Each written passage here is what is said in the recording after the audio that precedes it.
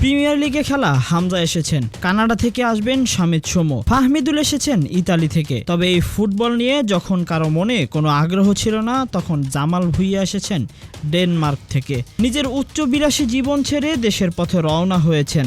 ছিল না ফুটবলের কোনো ভবিষ্যৎ, তাও দেশের টানে জামাল এসেছেন। দলকে নেতৃত্ব দিয়েছেন সবার সামনে থেকেই। দলের মিডফিল্ডে তখন এই জামালই ছিলেন মূল ভরসা। আরেক ফুটবলার তারিক কাজীও এসেছেন সুদূর ফিনল্যান্ড থেকে। 24 বছর বয়সী এই ফুটবলারের মনে প্রাণেও ছিল এক বাংলাদেশের নাম, যেই দলকে সবসময় এক অনন্য উচ্চতায় দেখতে চেয়েছিল তারা। হচ্ছেও যেন তাই। দেশের ফুটবল নিয়ে সবাই এখন ভাবতে শুরু করেছে।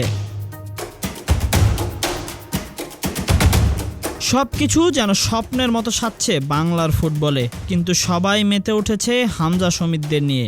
সেখানে আড়াল রয়ে যাচ্ছে জামাল ভুঁইয়া ও তারিক কাজীরা।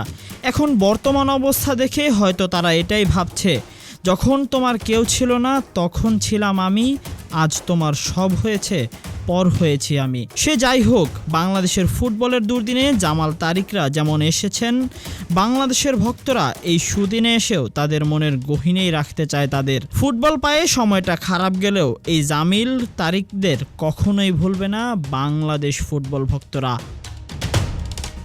Tahsin Ahmed, BD archive.